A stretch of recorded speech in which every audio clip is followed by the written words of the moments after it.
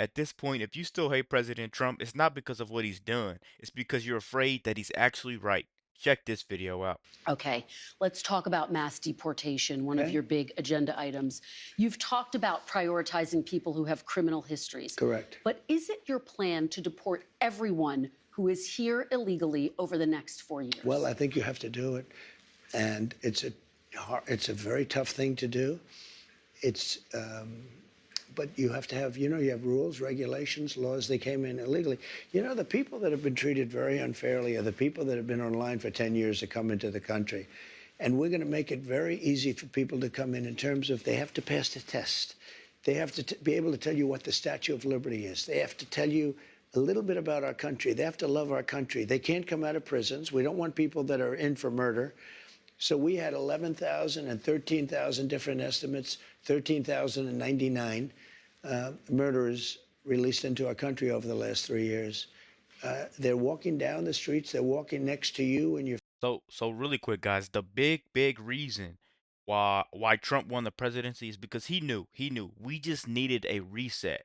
He was the only person that wasn't going to sit there and pretend that we're okay. That's why it feels like he's flipping the world upside down because he's resetting everything. He's fixing the borders. He's going after the government that takes money from you. Let's keep going, guys. Family, and they're very dangerous. The 13,000 figure, I think, goes back about 40 years. No, it doesn't. No, That it's within the 3-year 13,000 period. It's figure. during the Biden term. No, that was a fiction that they put that out. This was done by the Border Patrol. It's 13,099, and it's during the Biden period of time. And these are murderers, many of whom murdered more than one person. You don't want those people in this country. But you're saying something, sir, that's significant. I just want to make sure I'm clear, which is that you're saying, yes, you're going to focus on the people with criminal histories, but everyone who's here illegally has to go. I'm saying this. We have to get the criminals out of our country. We have to get people that were taken out of mental institutions and put them back into their mental institution, no matter what country it is. Do you know that Venezuela, their prisons are at the lowest point in terms of emptiness that they've ever been? They're taking their people out of those prisons by the thousands, and they're drunk. And just to get back, because I know exactly what you're getting at. Number one, we're doing criminals, and we're going to do them really rapidly. We're getting the worst gang probably with MS-13, and the Venezuelan gangs are the worst in the world. They're vicious, violent people. And you see what they've done in Colorado and other places. They're taking over, literally taking over apartment complexes and doing it with impunity. They don't care. They couldn't. They just are. They're in the real estate business. The local police say that is not the case in Colorado. Oh, it's totally. Guys, you could easily tell. Kristen Welker is the person that interviews Trump not to learn anything. She's trying to catch him slipping. But Trump is so many steps ahead that if he trips, he could trip again and still be so many more steps ahead of her with these biased gotcha questions. That's all it really is, guys. And Trump's been very direct on his plans. He comes there with a blueprint, and this is what we're doing, this is how we're going to get it done, and this is how great we're going to be after it gets done. Let's keep going, guys. Totally the case. I mean, I have it You on don't tape. believe the local police? I play it. I used to play it at my rallies every single night. No, they're breaking into doors. They're taking over the building. But sir, you and by the way, raised the point. the police are afraid to do anything. You raised the point that the logistics are complicated. You said Sure it yourself. they are, You would but need everything's complicated. Yeah, you mean you need 24 times more ICE detention capacity just to deport 1 million people per year, not to mention more agents, more judges, more planes. Is it realistic to deport everyone who's here illegally? You have no choice. First of all, they're costing us a fortune. But we're starting with the criminals, and we got to do it. And then we're starting with others, and we're going to see how it goes. Who are the others? Others are other people outside of criminals. We have convicted murders. We don't mean people that are even on trial. We have people that have murdered numerous people are on our streets and in our farms, and we have to get them out of our country. What about dreamers, sir? Dreamers who were brought to this country illegally as children. You said once back in 2017, they, quote, shouldn't be very worried about being deported. Should they be worried now? The dreamers are going to come later, and we have to do something about the dreamers because these are people that have been brought here at a very young age, and many of these are middle-aged people now. They don't even speak the language of their country. And yes, We're going to do something about the What does Dreamers. that mean? And What are you going to do? I will work with the Democrats on a plan, and if we can come up with a plan, but the Democrats have made it very, very difficult to do anything. Republicans are very open to the Dreamers. The Dreamers, we're talking many years ago, they were brought into this country, many years ago. Some of them are no longer young people, and in many cases, they become successful. They have great jobs. In some cases, they have small businesses. Some cases, they might have large businesses. And we're going to have to do something with them. And you want them to be able to stay. That's what you're saying? I do. Okay. I want to be able to work something out. And it should have been able to be worked out over the last 3 or 4 years. And it never got worked out. You know, Biden could have done it because he controlled, you know. Really quick, guys. We tried the nice guy.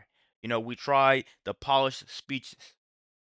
Where did that get us? Where did that get us as a nation? It seems like we're just set back farther and farther from electing these people. Let's keep going, man. And how far do you think we would have been behind if we were to elect Kamala Harris? Congress, to a certain extent, right? He could have done something, but they didn't do it. I never understood why, because they always seem to want to do it, but then when it comes down to it, they don't. I think we can work with the Democrats and work something out. Let me ask you about another group of people, the estimated 4 million families in America who have mixed immigration status. So I'm talking about parents who might be here illegally, but the kids are here legally. Your borders are You're talking about separation? Yeah, well, I mean, there are two aspects to this. Your borders are, Tom Homan said, they can be deported together. Correct. Is that the plan? Well, that way you keep the, well, I don't want to be breaking up families, so the only way you don't break up the family is you keep them together, and you have to send them all back. Even kids who are here legally? Well, what you're going to do if they want to stay with the father? Look, we have to have rules and regulations. You can always find something out like, you know, this doesn't work, that doesn't work. I'll tell you what's going to be horrible.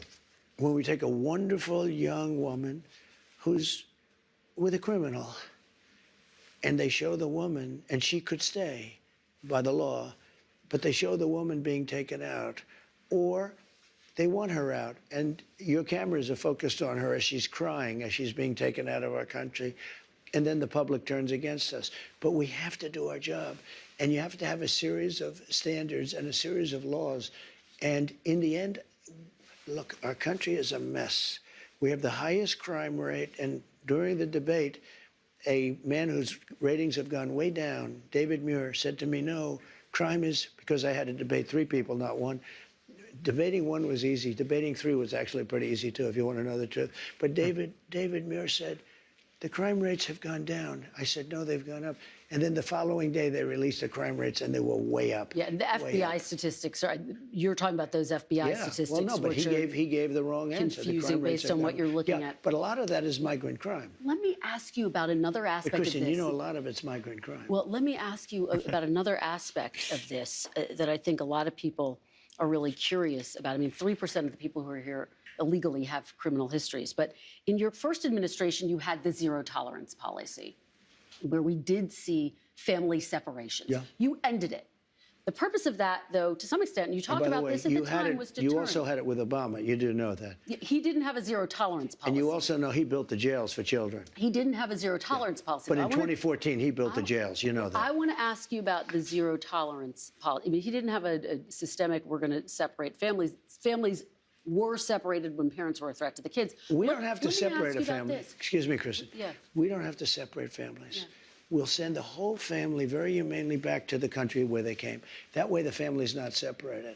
So no more family separations. You're not reviving the zero tolerance policy. It depends on the family. The family may decide to say, I'd rather have dad go, and we'll stay here.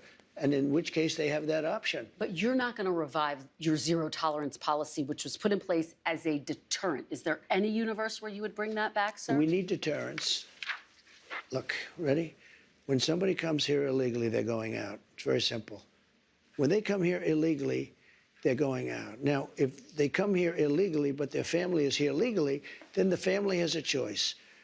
The person that came in illegally can go out, or they can all go out together. And that was made very clear by Tom Homan. So you're not, at this point in time, planning to revive that zero tolerance policy where kids are separated? Well, if you call that, yeah, I'm doing what I just told you I'm going to do. You know, I don't want to send the family out. I don't want to send anybody out. But I'll tell you, we have to, because otherwise we have no country. If we don't have borders, and if we don't have voting, good voting, fair voting, do you know they're still counting votes in San Diego, California? Listen, They're still counting the votes. This is almost 4 weeks. They're still counting the votes. If we don't have fair elections and honest voting and machines that work quickly, you know, if you had paper ballots, every election will be over by 10 o'clock in the evening. So let me ask you. You understand what I'm saying? Let me, before we get and to. you get a much more accurate count. Before we get to all of that, let me ask you about some of your other promises on this topic. You've promised to end birthright citizenship on day one. Is that still your plan? Yeah, absolutely. The 14th Amendment, though, says that, quote, all persons born in the United States are citizens. Can you get around the 14th Amendment with an executive action? Well, we're going to have to get a change. We'll maybe have to go back to the people, but we have to end it. We're the only country that has it. Through an executive action? You know, we're the only country that has it. Do you know, if somebody sets a foot, just a foot, 1 foot, you don't Guys, people, watch. but we have to end it. We're the only country that Look has at her. it. You know? Through an executive action? You know, we're the only country that has it. Do you know, if somebody sets a foot, just a foot, 1 foot, you don't need to, on our land, congratulations, you are now a citizen of the United States of America. Yes, we're going to end that because it's ridiculous. Through executive action? Well, if we can, through executive action. I was going to do it through executive action, but then we had to fix COVID first, to be honest with you. We have to end it. It's ridiculous. Do you know we're the only country in the world that has it? Do you know that? There's not one other country. What about the legal challenge, inevitable legal that's the other challenges thing. that'll come? Do you know we have thousands of judges? Somebody walks onto our land, and we have to now say, welcome to the United States. They could be a criminal or not a criminal. We release them into our country. It's called catch and release. We release them into our country. Wait, just 1 second. And now they get them lawyers. And the lawyers are good lawyers. And everybody has a lawyer. And you know how many judges we have? Thousands. Thousands. Now, here's what other countries do.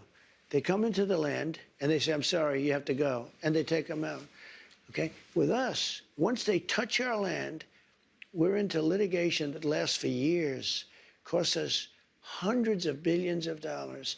We have judges, and I'm sure they're all honest, but I don't know that for a fact. You can imagine what's going on with the judges. But just so you, because I have a lot of judges, I tell you what, I know more about judges than any human being in history. Look, we have judges. Every time somebody puts 2 feet or even 1 foot on a piece of our land, it's welcome to long-term litigation.